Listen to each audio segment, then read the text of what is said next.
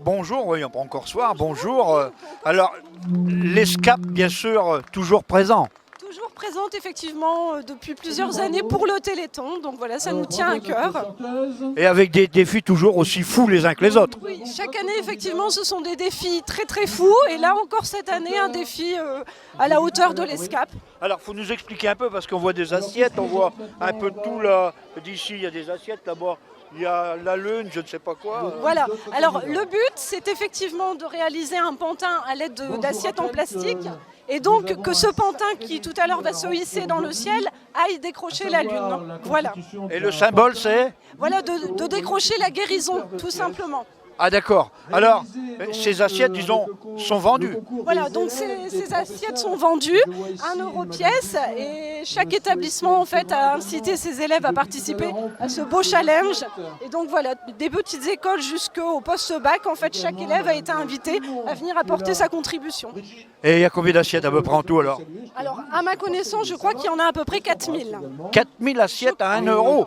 Voilà, tout à fait. Ah mais c'est superbe. Voilà, c'est un beau projet. Ah, vous allez faire comme d'habitude quoi. Oui, oui, toujours à la hauteur du lycée qui chaque année est très content de participer au Téléthon. Si, on a conçu une lune géante, parce que c'est le final. À la fin, il y a un énorme pantin de plus de 8 mètres qui va décrocher la lune, et c'est pour un signe d'espoir pour les Téléthons et tous ceux qui sont handicapés. Oh, ici c'est les crocs, c'est les crêpes. Ici, c'est les croques, Ah, c'est les crocs. les boissons chaudes et après les crêpes là-bas. Ah, c'est tout en suivant alors. Voilà, c'est tout en suivant. Il y en Et a les- de tous les goûts. Et il y a de la soupe aussi, faite par les enfants de l'école primaire. Oh, ici c'est les crêpes. C'est pas les bretonnes, c'est les crêpes de Saint-Omer. C'est ça, exactement. C'est des crêpes faites maison. Faites maison. Alors des crêpes à quoi? Nutella au sucre. Au sucre. Oui. Il y a de la cassonade? Ah, malheureusement. Non, il y a de la cassonade sur demande, il y a un supplément. Ah, c'est un supplément encore. Ah ben c'est super. Ça cuit? Oui, ça cuit. Ouais. Combien à l'heure? Combien l'heure? Je sais pas, 30.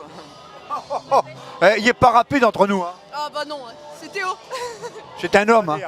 Ah, on va pas faire de publicité. Hein. On va pas dire que c'est du Nutella. Hein. Oh non, pas du tout.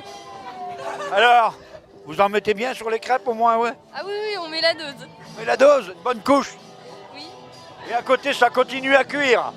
Voilà, c'est le côté Ah, suivant. ici c'est la caisse centrale. Ici, c'est la caisse centrale, oui, où tout le monde peut acheter donc, des tickets en échange d'une boisson, d'une crêpe, d'un croque-monsieur, de petits pains également.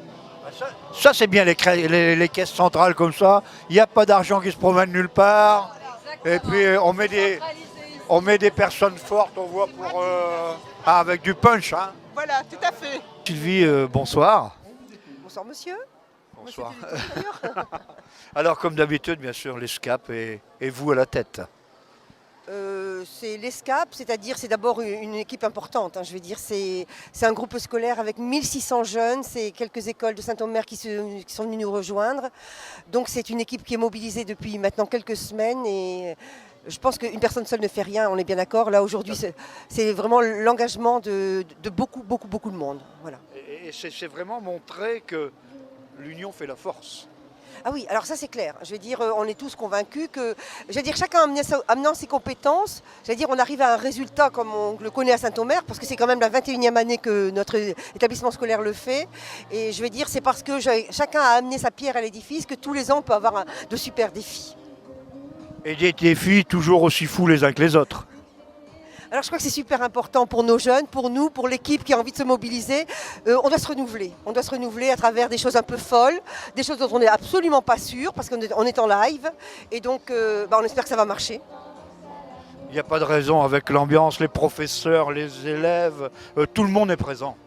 Oui, et j'allais dire, par exemple, un défi comme aujourd'hui, ça a demandé des calculs faits par nos étudiants de BTS. Hein. Je veux dire, la Lune, par exemple, etc., ils ont calculé, ils ont cousu, etc. Donc c'est toujours en lien aussi avec les programmes scolaires. Hein. Voilà, c'est ce que je souligne souvent. Disons, c'est inclus dans votre cursus. Absolument. Donc on a toujours, nous on favorise le apprendre autrement, j'allais dire. Tout peut être, j'allais dire, objet d'apprentissage. Et le Téléthon, j'allais dire, remplit bien cette mission-là pour nous. En plus, j'allais dire, de la sensibilisation à l'autre, au monde du handicap, etc. Changer son regard. Eh bien Sylvie, merci beaucoup et bon courage.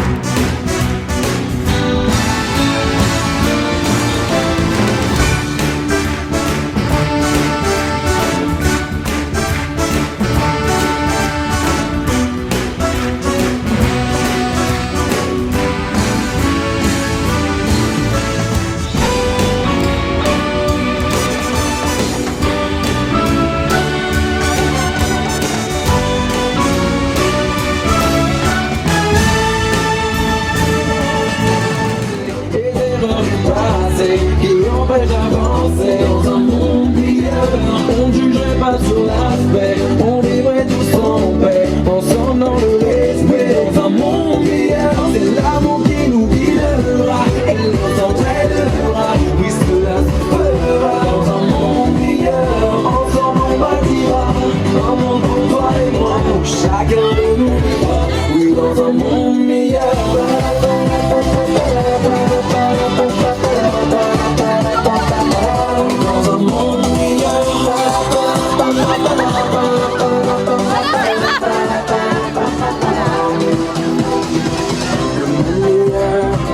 Serait son âme, serait son peur, serait son larme. Chacun ferait vérité, sans que personne ne tienne et ne blâme. On pourrait arrêter de voir quand on veut pour ne profiter que l'instant. On pourrait voyager, exaucer ses besoins, se téléportant. On n'entendrait pas la table en milieu, on vivrait ce qui nous semble important. On profiterait tant qu'on est vivant dans un monde meilleur. On pourrait tout effacer, les erreurs du passé qui n'empêchent d'avancer dans un monde meilleur. On jugerait pas sur l'aspect, on vivrait tous en paix, ensemble dans le respect. Dans un monde meilleur, c'est l'amour qui nous guidera et nous entraînera. Oui, cela se fera. Dans un monde meilleur, ensemble on bâtira un monde pour toi et moi. Chose en se promenant que tous les arbres étaient déjà habillés pour l'hiver. C'est ça, on les a protégés. Ça s'appelle du yarn bunbing. Alors, Comment? Répète un peu. yarn bunbing. En français? C'est le fait d'emballer les arbres, leur tricoter, comme vous l'avez dit, on les a emballés pour l'hiver. Donc en fait, toutes les classes de l'établissement, enfin du groupement scolaire ont participé, ont tricoté des morceaux et les manas ont passé la journée à les Ah bon? recouvrir. Ah ouais? Ils ont passé la journée. Donc vous avez tricoté ça pendant combien de temps? Alors ça fait 2 semaines qu'on tricote et puis là depuis ce matin on emballe et il y a des tout petits maternels qui ne pouvaient pas tricoter, alors ils nous ont fait des pompons. Ah eux ont fait des pompons, donc tout le monde a participé alors. Hein? Mais c'est bien parce que on réapprend à tricoter. Et oui, dans le lycée, il y avait des midis tricot, donc sur l'heure du midi, on venait tricoter, il y avait une salle ouverte et donc il y a plein d'élèves qui ont appris à tricoter, des garçons, des filles, de tous les niveaux. Et puis il y a même des mamies qui nous ont aidés, des mamans, des parents d'élèves. Ah d'accord. Eh ben dans ce cas-là, l'an prochain, on lance le tricoton. Le tricoton, ouais, c'est une bonne idée. Ah, c'est une très bonne idée, il y en a qui l'organisent, le tricoton. Et ils tricotent pendant 30 heures non-stop.